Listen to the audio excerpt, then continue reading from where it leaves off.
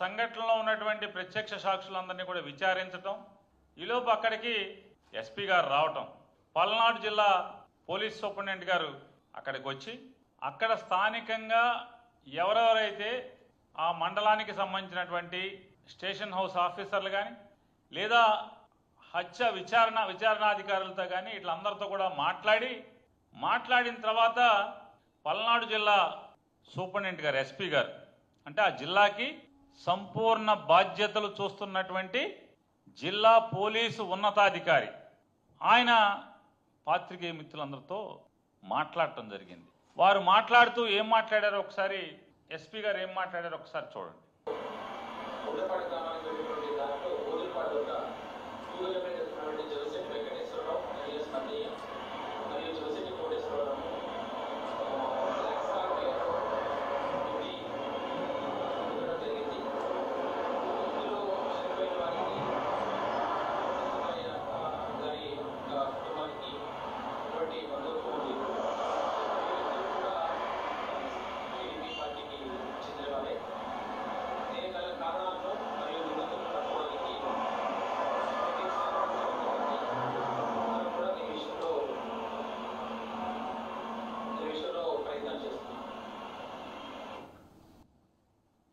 సాక్షాత్తు పల్నాడు జిల్లా ఉన్నతాధికారి, ఇద్దరూ కూడా హత్య చేసిన వారు, హత్యకు గురి కాబడిన వారు, ఇద్దరూ కూడా తెలుగుదేశం పార్టీకి సంబంధించినటువంటి వారే.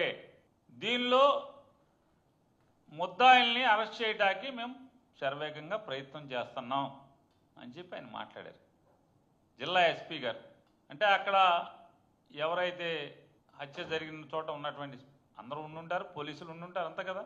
మాట్లాడి జిల్లా ఎస్పీ గారు మాట్లాడినటువంటి మాటలు అయితే అది సుమారు 5ంటికి జరిగిందని చెప్పారు.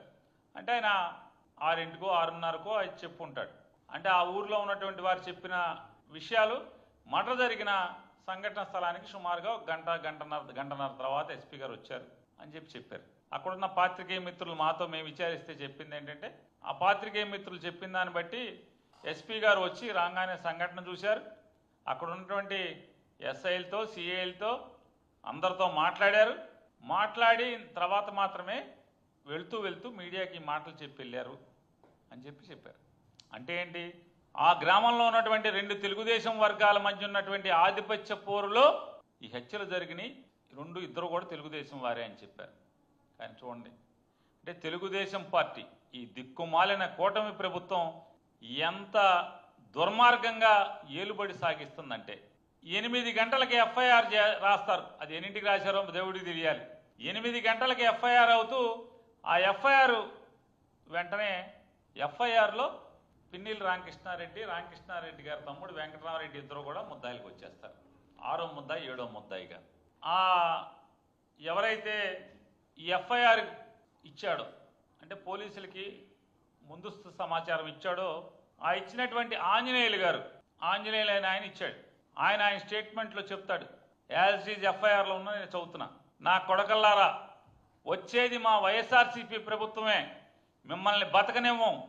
మాకు ఎక్స్ఎమ్మెల్యే పిన్నెల్లి రామకృష్ణారెడ్డి మరియు పిన్నెల్లి వెంకటరామరెడ్డి అనువార్లు చెబితేనే మేము ఈ మటలు చేస్తున్నాం. మాకు ఏదైనా ఆపద వస్తే వాళ్ళు చూసుకుంటారు అని బెదిరించి, అంటే జీబుల్లోంచి కత్తులు తీశారంట. కత్తులు తీసి చచ్చిపోయిన వాళ్ళిద్దరు పక్కనున్న వాటితో కత్తులు చూపించి ఇది చెప్పారంట. ఏమని, రాబోయేది మా వైఎస్ఆర్ కాంగ్రెస్ పార్టీ ప్రభుత్వమే 4 సంవత్సరాల తర్వాత. వీళ్ళేమో తెలుగుదేశం వాళ్ళు, చంపేసిన వాళ్ళందరూ తెలుగుదేశం వాళ్ళు, బెమ్మారెడ్డితో తిరుగుతారు రోజు. చూడండి ఎంత పచ్చి దగ, ఎంత పచ్చి దుర్మార్గం. నేను చంద్రబాబు నాయుడు గారిని అలాగే లోకేష్ని ఈ పాపాల గురించి నిలదీస్తున్నాను. ఒకసారి ఎవరైతే ఈ హత్యకి ప్రధాన నిందితుడిగా ఉన్నాడని చెప్తున్నారో తోట వెంకటరామయ్య, ప్రభుత్వం రాగానే, అంటే అసలు ఈ తోట వెంకటరామయ్య కానీ లేదా ముద్దాయిగా చెప్తున్నటువంటి జేవిసెట్ సీను ఇంకోళ్ళు 5 కారులోంచి దిగారని చెప్పి దీంట్లో రాశారు. ఈ 5లో ఏ ఒక్కడన్నా ఇవాళ ఈ పోలీస్ ఎఫ్ఐఆర్లో చెప్పినటువంటి సంఘటనల ఆధారంగా కారులోంచి 5 దిగారని చెప్పారు.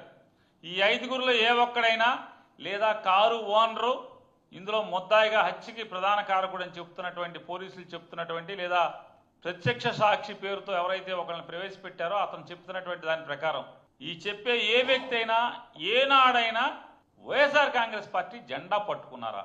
కనీసం ఫ్యాన్ గుర్తుకు ఓటేశారా వాళ్ళ జన్మలో ఎప్పుడన్నా? ఈ ముద్దాయిలు ఎవడైనా సరే 6-7 ముద్దాయిలు చెప్తున్నారు మీరు. పిన్నెల్లి రామకృష్ణారెడ్డికి వాళ్ళ తమ్ముడికి కాకుండా దాంట్లో 6-7 మంది ముద్దాయిలు అని చెప్తున్నారు కదా. వీళ్ళల్లో 7 ఎవడన్నా కానీ ఒక్కడన్నా ఏ రోజన్నా వైఎస్ఆర్ కాంగ్రెస్ పార్టీ జెండా పట్టుకున్నాడా? ఏ ఒక్క రోజన్నా పిన్నెల్లి రామకృష్ణారెడ్డికి వచ్చి అతనితో తిరిగారా? ఏ రోజన్నా కనీసం ఫ్యాన్ గుర్తుకన్నా ఓటేశారా ఆ ఊళ్ళో? మరి పిన్నెల్లి రామకృష్ణ వీడు చెప్తాడు, నా కొడకలారా వచ్చేది మా వైఎస్ఆర్సీపీ ప్రభుత్వం అంటే. తెలుగుదేశం ఓడేంటి? తెలుగుదేశం ప్రభుత్వం రాగానే తడతడలాడేంటి కొత్త స్కార్పియో కొనుక్కొచ్చాడు. ఇందులో ముద్దాయి తోట వెంకటరామయ్య. ఆ తోట వెంకటరామయ్య కారు తెచ్చి మాచర్ల శాసనసభ్యుడు, తెలుగుదేశం పార్టీ శాసనసభ్యుడు జోలకంటి బ్రహ్మారెడ్డి, ఇంటి పేరు నాకు కరెక్ట్గా తెలియదు, ఆ బ్రహ్మారెడ్డి దగ్గరికి తీసుకొచ్చి అన్నా మన ప్రభుత్వం వచ్చింది, కారు కొన్నాం రమ్మని చెప్పాను. కారు ఎక్కమంటే కారు ఎక్కి స్టీరింగ్లో బ్రహ్మారెడ్డి కూర్చుంటాడు, ఓనర్ సీట్లో తోట వెంకటరామయ్య కూర్చుంటాడు. ఇందులో ముద్దాయి. చూడండి, ఎమ్మెల్యేకి ఎంత చనువు కాకపోతే, ఎంత మోజు కాకపోతే ఎమ్మెల్యే స్టీరింగ్లో కూర్చుని ఓనర్ సీట్లో తోట వెంకటరామయ్య కూర్చున్నాడు. ఎవడ ఏ పార్టీ వాడు చెప్పండి? వైఎస్ఆర్ కాంగ్రెస్ పార్టీ కూడా. ఈ ముద్దాయి తోట వెంకటరామయ్య జీపు ఓనర్, స్కార్పియో ఓనర్తో పాటు పక్కన ఉన్న ఆయన మొన్న క్యాబినెట్లో ఉద్యోగం ఇచ్చామని చెప్పారు కదా. కార్యకర్త చచ్చిపోతే కొడుకు ఉద్యోగం ఇచ్చామని. చూడండి, వీళ్ళందరూ కలిసి, వీళ్ళందరూ ఒకటే ముఠ. వీళ్ళేమో మా కార్యకర్త చచ్చిపోయాడు మేము ఉద్యోగం ఇచ్చామని దెబ్బలు దరుచుకుంటారు, కాళ్ళకు ఎగరేస్తారు. ఆ ఉద్యోగం వచ్చినాడేమో వీళ్ళందరూ కలిసి ఒకే ముఠా వీళ్ళు వైసీపీ అంటున్నారు. వీళ్ళు ఇది ఎక్కడ పచ్చి పాపం? అంటే కేసులు కడతాకు కూడా కనీసం ఇంగిత జ్ఞానం లేకుండా, అరే నవ్వుతారే, నోటితో కాదే ఇంక దేంతోనో నవ్వుతారే అనేటువంటి సిగ్గు కూడా లేకుండా పిన్నెల్లి రామకృష్ణారెడ్డి ముద్దాయి.